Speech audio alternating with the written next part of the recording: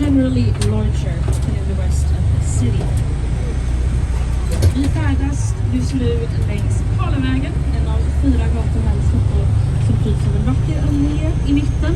Och gatan har fått sitt namn av de 3 Karlarna, Karl den 10, Karl den 11 och Karl den 12.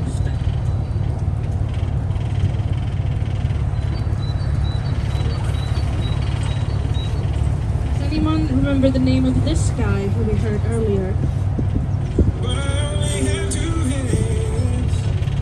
Who is the DJ behind the song? Well, it's Avicii, of course. A very brilliant star DJ and music producer here from Stockholm.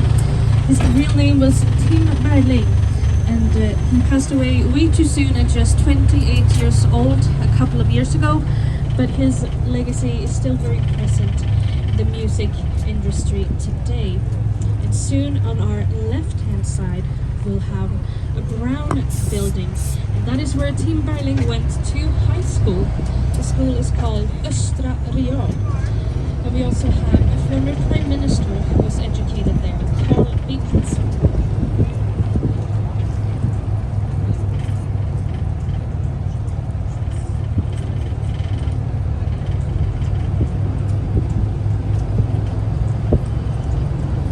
We are approaching Karlaplan, one of the biggest roundabouts in Stockholm. And right in the middle of Karlaplan we have a fountain that's sadly not on right now because it's still quite cold. But we also have to turn it off for a couple of weeks in the beginning of June. Not because of the cold though, but because that is graduation season here in Stockholm and Sweden. And if we don't turn the fountain off, our dear students will use this as their private swimming pool. I've seen it a couple of times. It does look quite fun.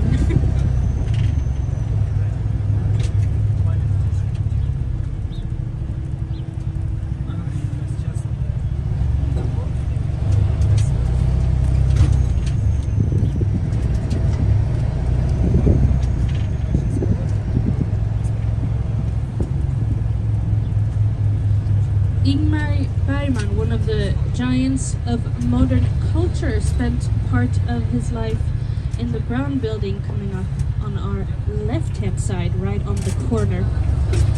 The writer and director was nominated for 9 Oscars in his lifetime. He won 3 and is probably most known for the movie Fanny and Alexander from 1984. Det bruna huset vi nyss passerade på vänster sida är alltså där Ingmar Bergman bodde en del av sitt liv. Men det kallas för Strindberghuset. Det är för att August Strindberg också har bott där. Men i huset som stod där innan det bruna byggdes. Lite förvirrande fakta, men trots allt sant.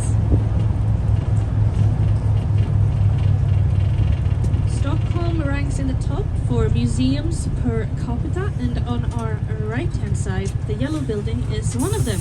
It's the Museum of History. They currently have several exhibitions. One of them is from the Viking period. It's one of the biggest in the world, I believe.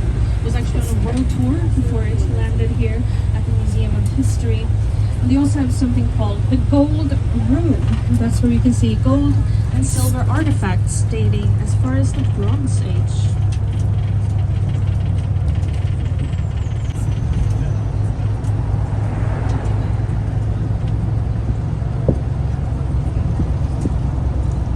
We have a grey building straight ahead, and that building is Berwaldhallen, a concert hall here in Stockholm named after Swedish composer Franz Berwald, soon on our left.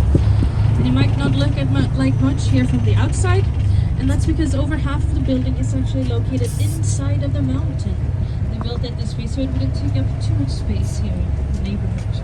And now we have come to one of my personal favorite parts of the tour. We're going to see something very special on our left-hand side. Down on the fence, we have one of the smallest statues in Stockholm. On this side, you might have to stand up to actually see him. He's very small, right there. That's little Alfred Nobel looking out on his park on the other side.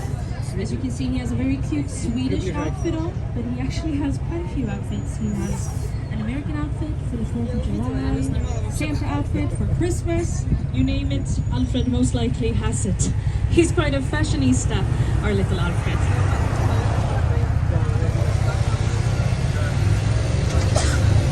And the water you can see peeking through the bushes overhead is the water we're going to be in just a few minutes. But we're still here on land for a little longer in the diplomatic city with these gorgeous villas on our left-hand side. And coming up at an intersection up ahead, also on our left, we'll see one of the smallest churches here in Stockholm, the English Church on our left. Engelska. It's okay. Not so good, but okay. Okay. Okay? Okay. Do it. Let's go. One, two, three, यो बस अब पानीमा प्रवेश गर्दैछ। अब हामी यो चाहिँ जमिनबाट पानीमा प्रवेश गर्दैछ यो ओसन बस। The first time we traveling such a wonderful bus. It's okay.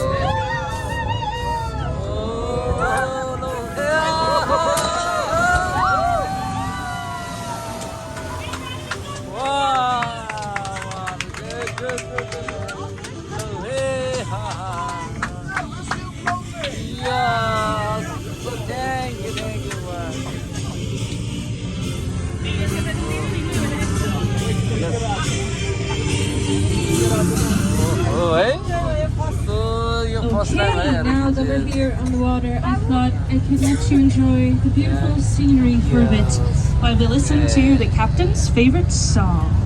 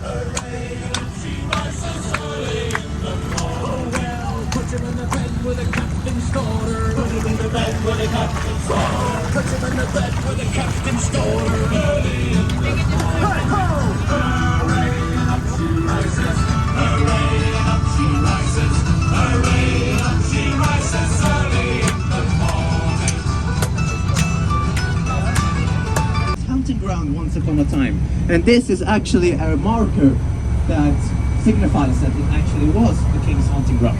The blue gate right there to your left.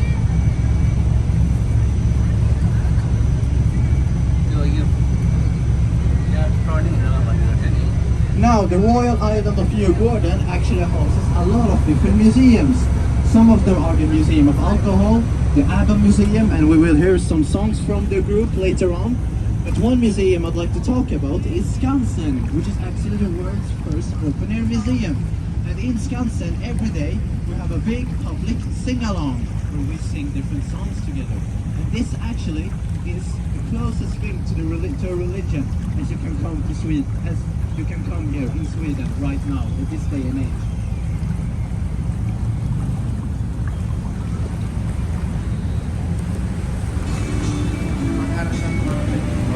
This is a bit taster, so everyone, hands in the air, swing with me, come on, let's fly together.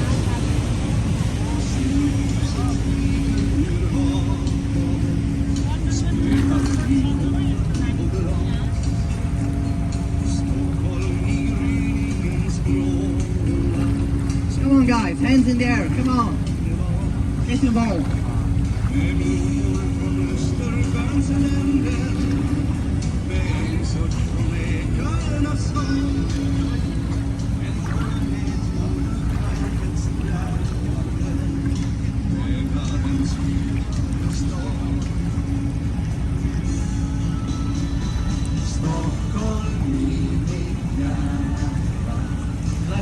Would the captain like to sing a bit?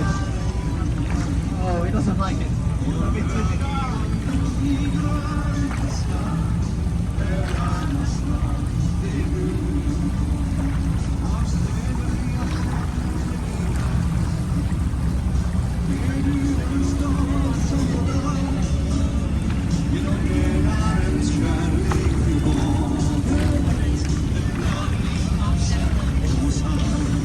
So, Stockholm in My Heart, which is the intro song to our song description. Very nice song, if you ask me.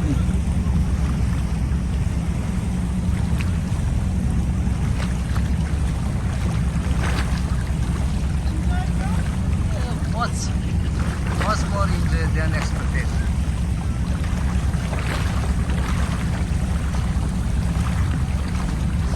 यो त चाहिँ surprise भइहाल्यो नि दरबारै दरबार छ क्या है यो पहिलाको चाहिँ अब रोयल फ्यामिलीको होइन पहिलाको चाहिँ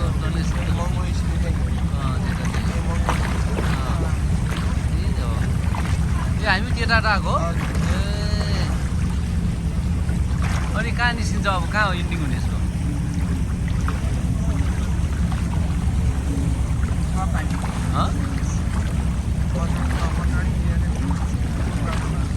अब निस्किने बेला हो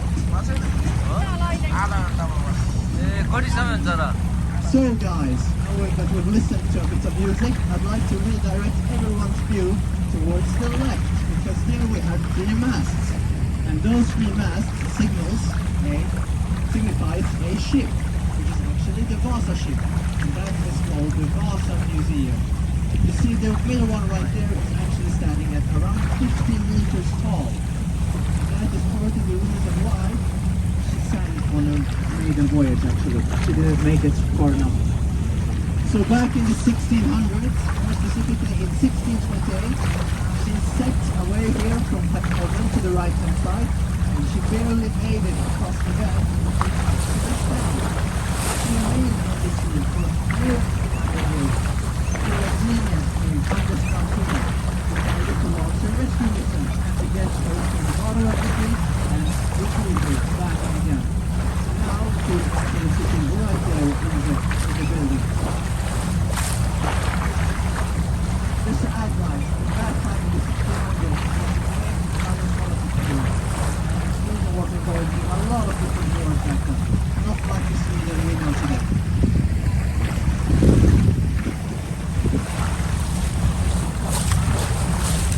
त्यस्तै हो क्या त्यो त पानी जाँचै होला त्यो नर्मल पानी जान्छ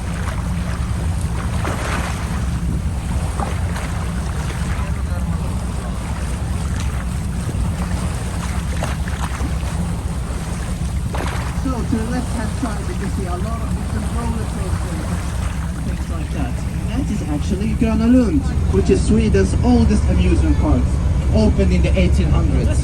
Fun fact, back in the day there were no bridges connecting the islands of Stockholm together. So in order to access the amusement park, you had to get rowed all the way there, through the water that is. First time चाहिँ होइन के अरे जमिन सडकमा हिँड्ने बस र त्यही बस चाहिँ फेरि पानीमा हिँड्ने बस पहिलो चाहिँ राजधानी सालीहरूलाई सालीहरू भयो तिम्रो धेरै त छन् त धेरै सालीहरू छन् तर यहाँ त एउटा मात्र छ के भयो त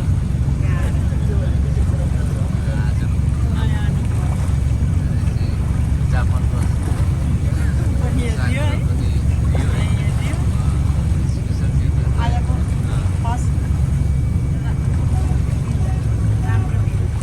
So we are soon about to make a detour and roll back to where we entered the water. But first off, right there to the right hand side is Castellholmen, which is Stockholm's second largest island. And on top of it you can see the Swedish peace flag flying. Actually, it has been flying there for many hundreds of years, when Sweden has not been involved in any different kinds of wars, except for one day in particular, 17th of May 1996. Then it was actually replaced by the Norwegian one. And everyone in Stockholm woke up and got shocked and panicked. What has happened to our dear country? Have we suddenly been involved or been overtaken by our Norwegian neighbors? No, it's not as easy as that. It was just a prank from our Norwegian brothers and sisters towards the west. A couple of Norwegian students decided to prank Sweden on their national day. That's why they decided to get a Norwegian flag on top of it and take down the Swedish one. It wasn't really an invasion, it was just a prank.